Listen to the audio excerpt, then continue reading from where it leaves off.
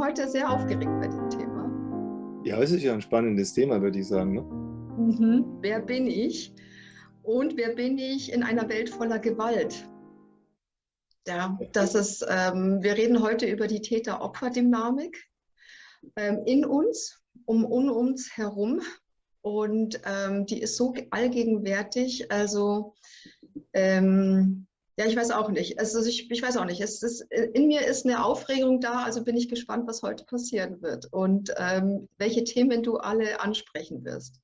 Ja, ich verstehe diese Aufregung, weil als ich das Thema neulich mal in meiner Weiterbildungsgruppe gemacht habe, dann hat eine Teilnehmerin, ich mache am Anfang so Anfangsrunden, eine Teilnehmerin gesagt, ich habe schon allein Angst, das Wort Gewalt in den Mund zu nehmen.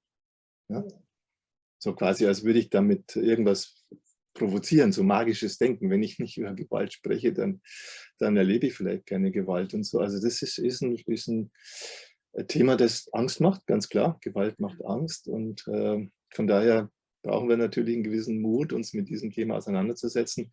Aber ich würde mal versprechen, auch unseren Zuseherinnen und Zusehern, dass es sich lohnt, mit dem Thema mal in der Tiefe auseinanderzusetzen, die psychologischen Hintergründe auch zu durchleuchten und dann letztendlich auch zu sehen, welche Chancen habe ich denn als einzelner Mensch, auch beim Thema Gewalt damit so umzugehen, dass mich das nicht mein Leben lang belastet.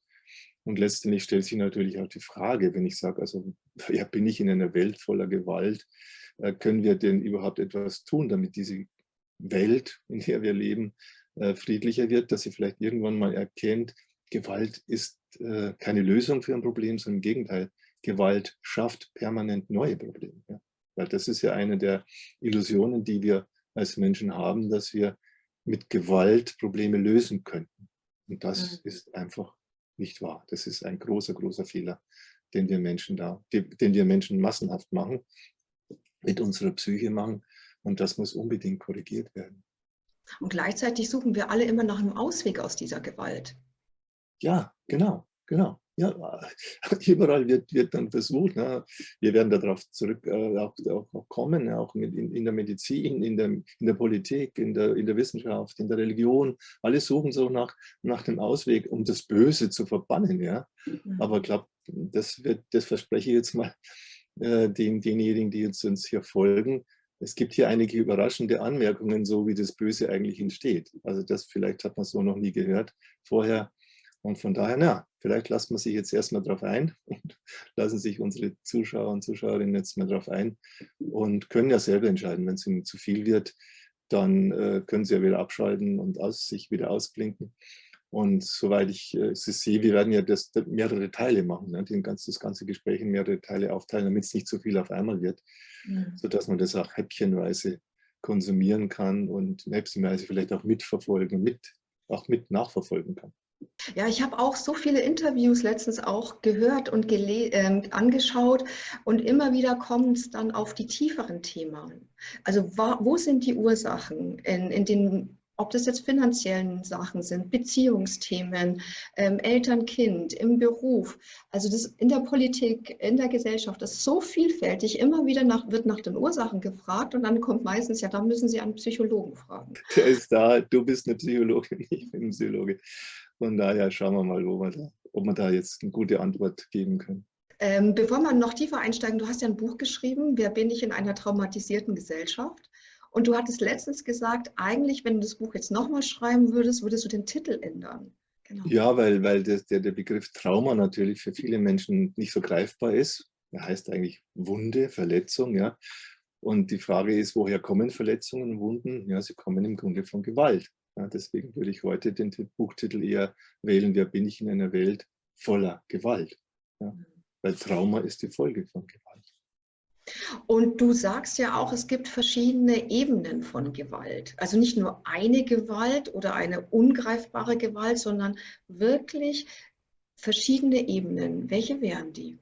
In diesem Buch unterschieden zwischen 4 Ebenen, von 4 menschlichen Beziehungsebenen. Und wenn man dann so von unten nach oben geht, die unterste Ebene ist die Eltern-Kind-Beziehungsebene. Also wie gehen Eltern mit ihren Kindern um? Wie erleben Kinder ihre Eltern? Und was gibt es da für Gewalt auf dieser Ebene? Dann die nächste Ebene ist die Beziehungsebene, die partnerschaftliche Beziehungsebene, wo Männer und Frauen sich da auch sagen, sie wollen zusammenleben und sie wollen Leben zusammen gestalten und so, wo wir dann auch sehen, wie viel Gewalt auf dieser Ebene, also zwischen Männern und Frauen ausgeübt wird. Die dritte Ebene, die ich unterscheide, ist dann die Ökonomie, also das Wirtschaften. Und die Frage, ja, warum und wie wirtschaften wir? Machen wir das in einer kooperativen Art und Weise? Oder wird das eben, wie wir es hier haben, ist es eine Konkurrenzwirtschaft, wo es dann Hauen und Stechen gibt und eben auch entsprechend viel Gewalt? Und dann die vierte Ebene wäre dann die politische Ebene, eine politische Ebene, wo es eben darum geht, um Staaten, Staatsgewalt. Und was machen die Staaten eigentlich mit ihrer Gewalt? Nach außen wie nach innen, also sowohl gegenüber anderen Staaten als auch gegenüber ihren Bürgern, über die sie dann letztendlich herrschen. Also das sind, denke ich, vier Ebenen, die man gut unterscheiden kann, wo man auch deutlich sehen kann, ja, dass die sich gegenseitig bedingen.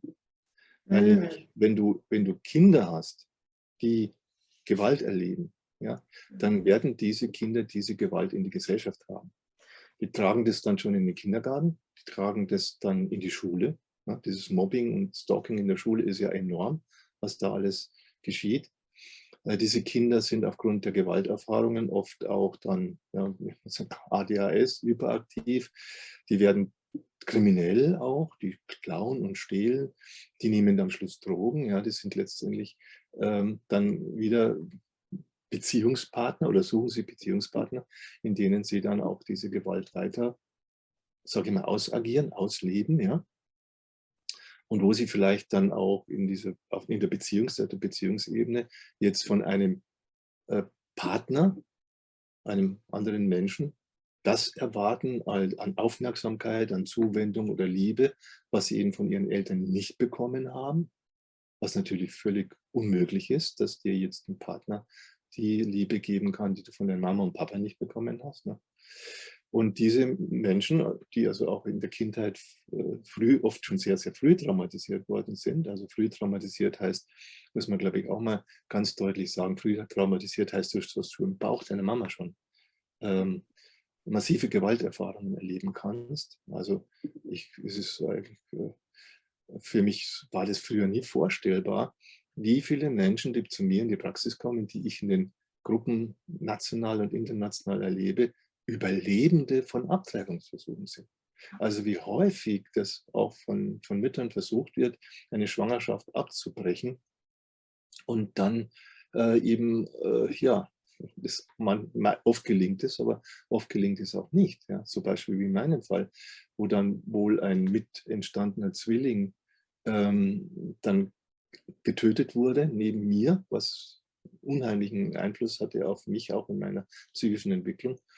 Und ja, ich habe halt überlebt, ja. Und dann war es vielleicht zu spät für meine Mutter, nochmal einen Abtreibungsversuch zu machen. Also es gibt ganz, ganz viele Menschen, die haben Abtreibungsversuche erlebt, die haben dann auch die Zeit der Schwangerschaft so erlebt, dass es wirklich furchtbar ist. Du bist wie im Gefängnis, wo du nicht weißt, kommt jetzt der nächste Schlag oder kommt er nicht und tötet dich.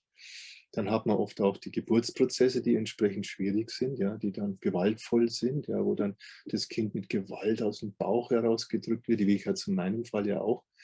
Und dann auch die Frau natürlich durch solche Behandlungen Gewalt erlebt, ja. Saugblocken, Zangengeburten, Kaiserschnitte sind ja auch gewaltvolle Formen von Geburt. Ja. Also das heißt, du kannst vorgeburtlich schon so viel Gewalt erleben. Ja. Das kann dich so tief in deiner Psyche prägen. Und nachher, ja, dann muss man auch sagen, die Liebe, die Wärme, die Zuwendung, den Körperkontakt nicht zu bekommen, den du brauchst als Kind, ist auch Gewalt. Dir wird was ganz Lebensnotwendiges vorenthalten und dadurch erlebst du im Grunde auch Gewalt. Ja. Zurückweisung, ja, das kann ja noch zusätzlich dazukommen, dass wenn du dich dann darüber beklagst, wenn du dann als Kind wütend wirst über diese Behandlung, dann heißt ja, sei ruhig, sei still, das kommt überhaupt nicht sozusagen in die Tüte, was du da willst. Und dadurch erleben dann viele einfach noch weiter, immer weiter Gewalt als Kind. Ja. Und das kann sich natürlich steigern dahin, dass du sogar geschlagen wirst. Auch ich habe das ganz oft erlebt als Kind noch, diese die körperlichen Züchtigungen und eben vielleicht sogar bis dahin, dass das Kind dann letztendlich auch sexuell missbraucht wird und dass da ihm sexuelle Gewalt angetan wird. Also die Kindheit kann voller Gewalt sein. Und dann muss man sich nicht wundern, ne, dass aus diesen Kindern, wenn die dann größer werden, wenn die dann immer mehr in die Gesellschaft hineinwachsen, dass sie diese Saat der Gewalt, die in ihnen gelegt wird, dass diese Saat der Gewalt dann aufgeht in der Gesellschaft. Ne, dass sie das weiter in ihren freundschaftlichen Beziehungen, in partnerschaftlichen Beziehungen, in ihren Arbeitsbeziehungen und letztendlich weiterleben und letztendlich auch Leute daraus entstehen, die dann nach Macht streben. Ja, also die dann in politische Ämter streben, weil sie dann glauben, jetzt bin ich dann nicht mehr das Kind, das ohnmächtig alles erdulden muss und dem allen ohnmächtig ausgeliefert ist, sondern jetzt bin ich derjenige, der anschafft. Jetzt bin ich derjenige, der anderen dann sagen kann, hey, das darfst du nicht und das ist verboten und so. Also da würde ich mal sagen, ist fast die Politik, die ja kein Beruf ist. Ne? Du kannst dich ja sozusagen, kannst dich ja so hier in der Demokratie, kannst du halt dann gucken, machst einen Wahlkampf, vielleicht gibt es auch Leute, die dich dann unterstützen. Ja? Wenn du dann entsprechend bestechlich bist, kriegst du einen Haufen Geld, damit dein Wahlkampf unterstützt wird und dann schon bist du in einer Machtposition. Und da musst du überhaupt keine eine Ausbildung dafür haben. Das ist ja auch die Situation, dass Politiker in dem Sinne auch gar kein wirkliches kein Ausbildungsberuf ist, sondern jeder, der will, kann dann auch mit seinen wirsten Ideen und Vorstellungen und eben auch mit seiner Gewaltbereitschaft ein Politiker zu werden.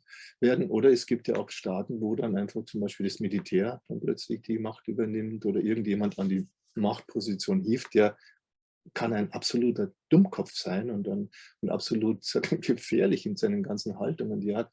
Und ja, und so geraten dann ganze Staaten und Gesellschaften unter den Einfluss von Menschen, die voller Hass und Gewalt sind. Ne?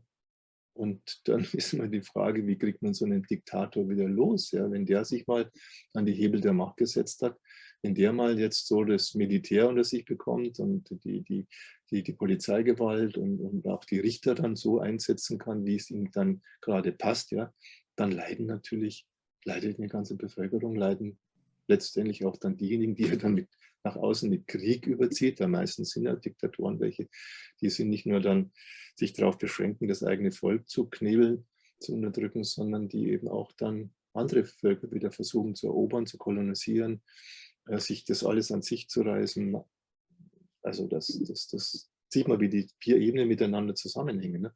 Weil dann, wenn du dann eine Gesellschaft hast, in der die Gewalt regiert, also die Willkür letztendlich auch regiert, wo es überhaupt keine Gewaltenteilung mehr gibt, also wo also die Legislative, die Exekutive, die Rechtsprechung und auch die Medien überhaupt nicht mehr sich gegenseitig ein Stück weit kontrollieren, sondern alles einheitlich, eine Einheitsmeinung gibt, dann hast du eine Diktatur, ja, und die richtet so viel Schaden an, sodass dann letztendlich auch, wenn man dann wieder runtergeht, die Ökonomie unter den Einfluss quasi Kriegswirtschaft macht, ja, dass dann die Partnerschaften natürlich unter diesem Einfluss unheimlich unter Druck sehen, unter Stress stehen und die Familien letztendlich auch unter Kriegsbedingungen ja massive Traumata erleben, massive Gewalttraumata erleben, sodass wir in einem Teufelskreis dann drin sitzen, der dann nur noch schwer zu durchbrechen ist.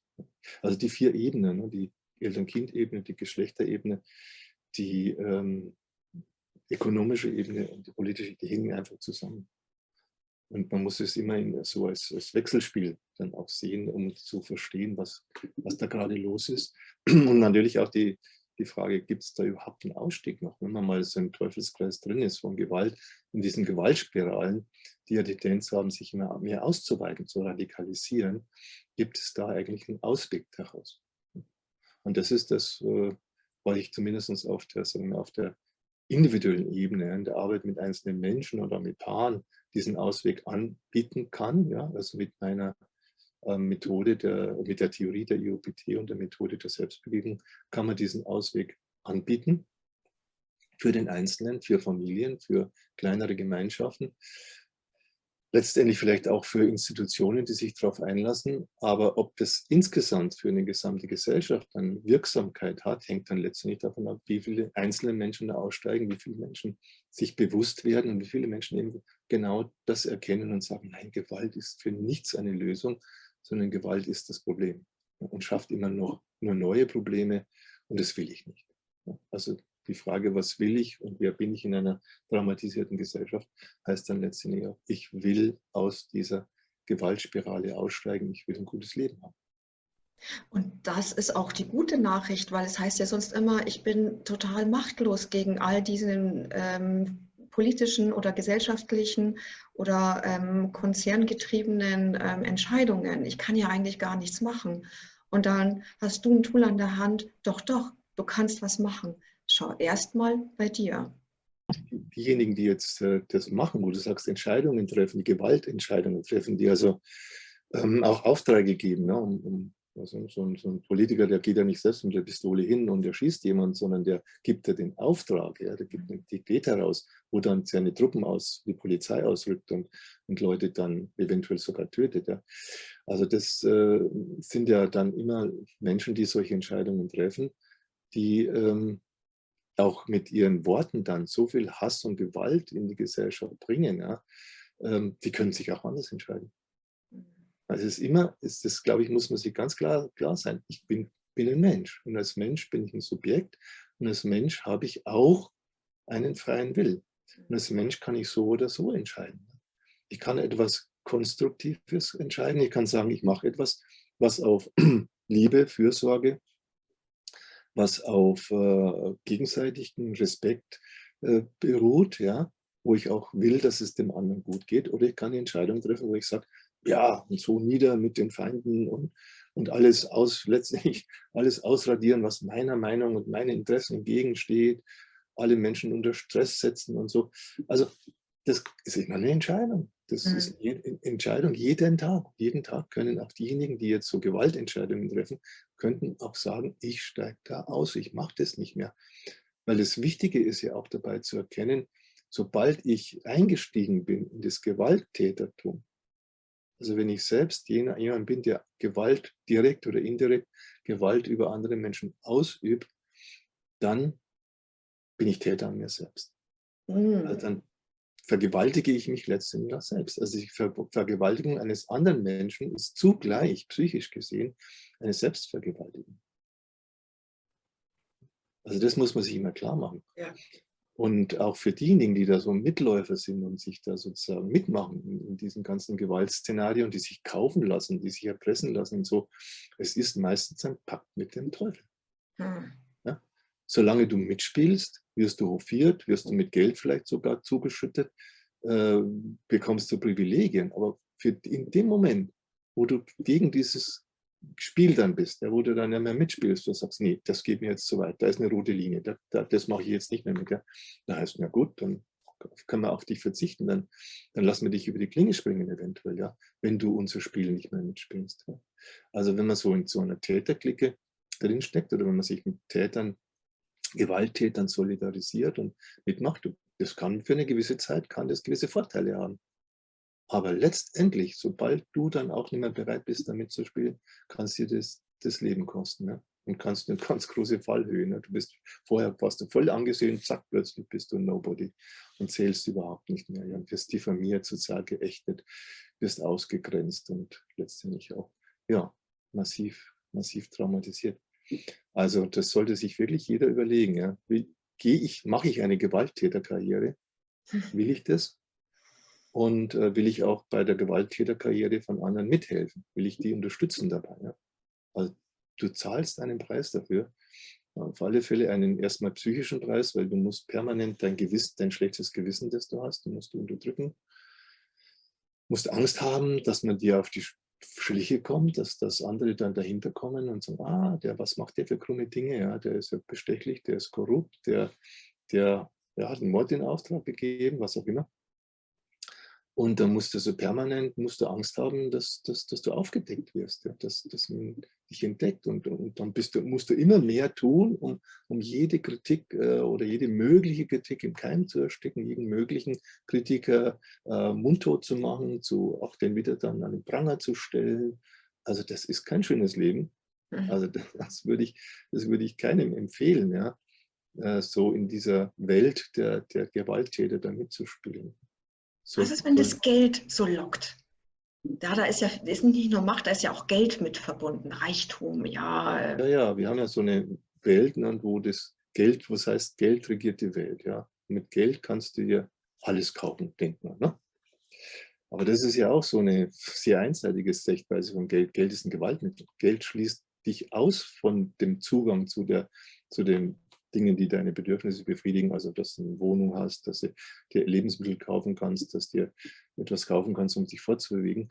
Das schließt ja, wenn du kein Geld hast, bist du weg. Dann verhungerst du im Endeffekt vielleicht sogar, wenn du nicht das Geld hast, um dir dann diese Dinge zu kaufen, die du brauchst für dein Leben. Ja? Also Geld ist ein Gewalt. Für mich ist Geld eindeutig so, dieses Geldwesen, das wir haben, ist ein Gewaltmittel. Ja? Ein Gewaltmittel gegen Menschen, was dann letztendlich auch dazu führt, dass so Menschen sehr, sehr reich werden können. Ja? Also graffen da alles an sich, die müssen alles letztendlich haben. Und wir sehen es ja heutzutage nicht. Es gibt also weniger als 1% der Menschheit besitzt weit als die Hälfte des Vermögens, des Reichtums auf diesem Planeten. Ne? Und die andere Hälfte, die knappst drum, ja, die muss dann nur irgendwie da gucken, dass sie also von Hand in den Mund lebt und jeden Tag ein bisschen Geld irgendwie sich beschafft, ja, indem man den Reichtum der anderen vermehrt, bekomme ich ein bisschen was davon ab, ja, um überhaupt nur zu überleben. Also das Geld ist ja etwas, was ungeheure Ungerechtigkeiten hervorruft. Ne? Und das ist ja auch und letztendlich auch die Illusion von Reichtum darstellt. Allein schon, früher gab es ja noch Gold und Silber, da kann man immer sagen, ja, okay, das ist ja schwer und das wiegt was und kann man in die Hand nehmen, das ist Reichtum. Ja. Aber es ist auch nur deswegen Reichtum, weil man sagt, ja, Gold ist mehr wert als Sand, ja, letztendlich. Aber das ist, das ist letztendlich Zuschreibung, das ist eine psychische Qualität, ne, dass man den Dingen einen Wert zuschreibt, weil die Dinge haben sie einen Wert in dem, für was du sie brauchen kannst für dein Leben. Aber per se zu sagen, das hat jetzt einen Wert von 1 Million das ist ja schon eine Kopfgeburt. Ja? Das ist was sich unsere Psyche ausdenkt. Und wenn es dann noch so weit geht, dass du einfach in einer Zentralbank dann irgendwie eine 1 mit 20 Nullen dran schreibst und sagst, das vergebe ich jetzt als Sonderkredite oder Sonderziehungsrechte irgendwie an die Banken und dann können die sozusagen diesen Reichtum sozusagen weiterverteilen. Das ist alles Fiktion. Das findet doch alles nur da oben statt. Ja? Das ist alles nur eine Konvention, dass man daran glaubt und eine Konvention, an die wird keiner glauben, wenn es nicht dahinter die Gewalt stünde, ja? Dass man daran glauben muss, dass man also dieses Geld, das dann in Umlauf gesetzt wird, tatsächlich auch als etwas als Wertvolles dann ansehen muss, was es de facto ja nicht ist. Das ist rein virtuell. Das ist also auch dieses ganze Geldwesen ist letztendlich aus meiner Sicht ein Gewaltwesen, ja, dass die Menschen auch wieder ja, in ihren Bedürfnissen letztendlich auch einschränkt und sie dann auch zwingt, Dinge zu tun, die sie gar nicht machen wollen. Also wie viele Leute würden denn wirklich gerne den Beruf machen, den sie gerade ausüben, wenn sie dafür nicht erpresst würden, ohne Geld, ohne Moos nichts los. Ja. Oder einen Kredit abzahlen müssen für ein Haus, der 30 Jahre lang läuft. Ja, wobei dann auch letztendlich die Frage ist, wie hoch sind dann die jeweilig angesetzten Zinsen. Ja? Ich habe damals ein Haus gekauft, da muss man nur 7% Zinsen, stell dir mal vor. Ja. Heutzutage musst du vielleicht 0,7%, das ist natürlich viel einfacher. Ja. Also du zahlst ja dann fast, also wir haben dann fast das was das Haus ursprünglich gekostet hat, nur doppelt mal an Zinsen dann bezahlt und damit die Banken noch ein Stück reicher gemacht, ja, oder scheinbar reicher gemacht, weil das ist alles Scheinreichtum. Ja. Also von daher haben wir also eine Ökonomie, die baut auf Scheinreichtum auf. Ja. Die baut darauf auf, dass sich Leute dann auch Dinge und dann, sage ich mal, einen Nagel reißen, ja, das können die nie und nimmer in ihrem Leben irgendwie sinnvoll für sich verwenden, den Reichtum, den sie da angehäuft haben. Entsprechend kommen sie dann, weil dieses Ganze so nach der Logik funktioniert. Wir haben ein Wirtschaftssystem, das funktioniert nach der Logik. Du musst aus dem Geld, das du hast, Das musst du so anlegen, damit dann mehr Geld draus wird. Ja. Und das hat man eine Zeit lang versucht in der Produktion. Ja, da konnte man sozusagen investieren in Maschinen und sonst was. Aber mittlerweile ist es ja so, der Mehrwert, der aus dem Geldreichtum geschöpft wird, der entsteht ja durch Spekulation. Der entsteht ja durch Aktienkursspekulation, durch Spekulation darauf, dass etwas im Geschäft in den Bach runtergeht, dass die Ernte schlecht wird und so.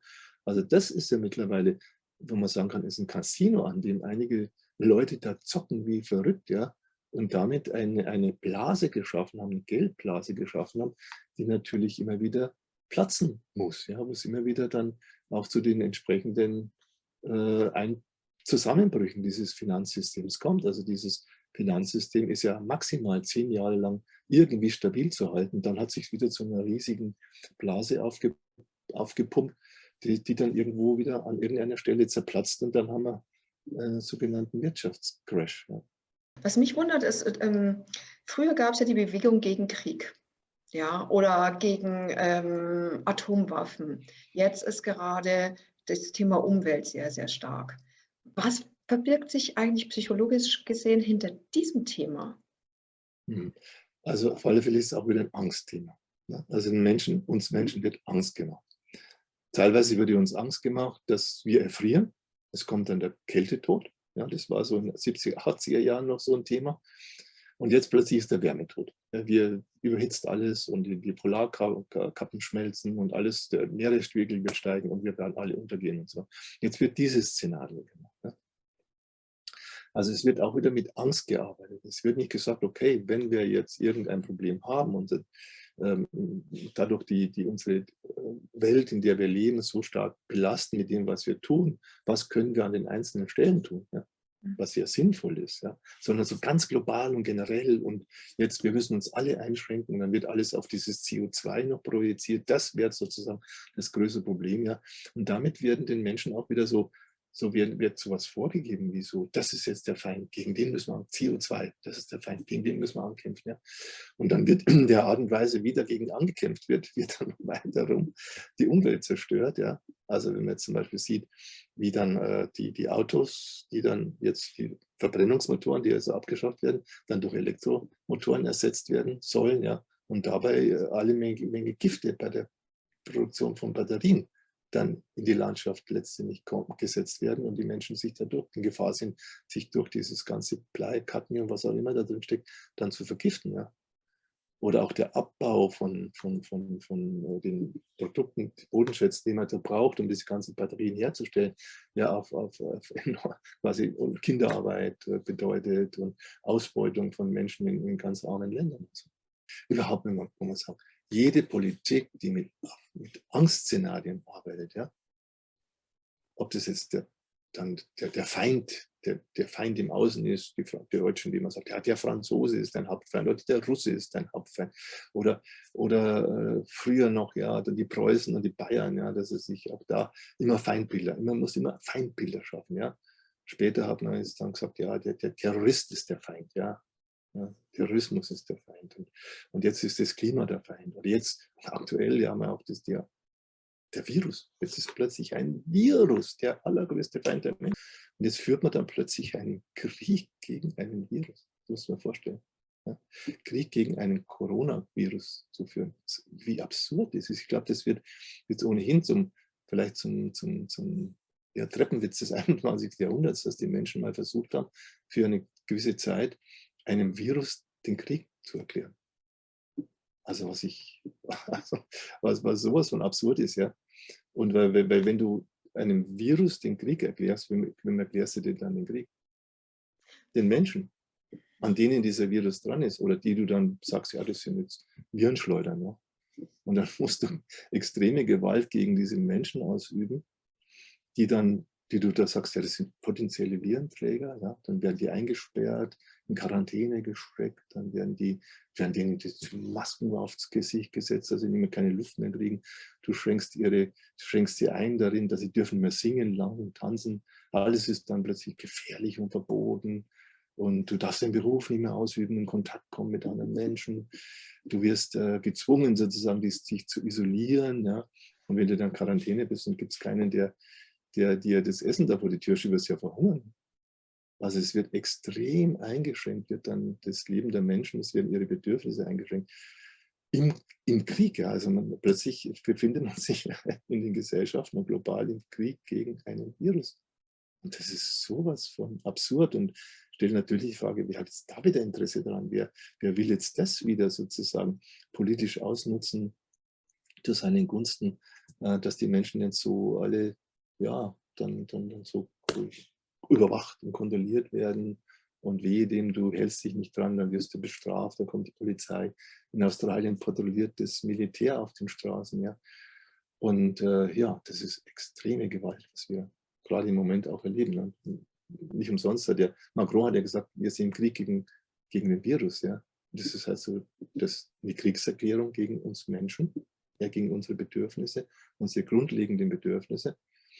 Und ja, man muss mal gucken, wo das wieder endet. Ja. Also wie viel Tote dieser Krieg letztendlich kosten wird oder schon gekostet hat, den die Menschheit auf eine gewisse Weise ja so gegen sich selbst führt. Also wenn also diejenigen, die diesen Krieg da angezettelt haben, jetzt auch das alles selber befolgen, was sie anderen Menschen dann aufdrücken, was haben denn die dann für ein Leben? Ne? Also im Endeffekt kommt man das fast so vor, als wieder die Menschen in den kollektiven Selbstmord zu treiben, indem du dich selbst als Virus dann siehst oder als das Problem. Ne? Bloß weil du potenziell ein Virusträger bist. Das heißt, der einzige Weg ist, aus dieser Täter-Opfer-Dynamik auszusteigen, die wirklich bei sich zu erkennen. Aber das ist ja gar nicht einfach. Ich meine, vielleicht kann man noch ein bisschen ins Opfersein gehen, aber bei Tätersein, das wird ja total ausgeblendet, ja. Wenn man mal so eine Schlussfolgerung zieht und sagt, also was macht Gewalt? Gewalt mit der menschlichen Psyche. Dann kann man sagen, die traumatisierte menschliche Psyche. Und was ist jetzt eine traumatisierte menschliche Psyche? Sie ist eine gespaltene Psyche. Ja, weil du das, was du da durch die Gewalt erlebst, deine Todesängste, deine Verlassenheitsängste, diesen unerträglichen Schmerz, der da ist, auch die ohnmächtige Wut, die da ist, auch die unaushaltbare Scham oder teilweise auch der Ekel, der entsteht, zum Beispiel bei sexuellem Trauma.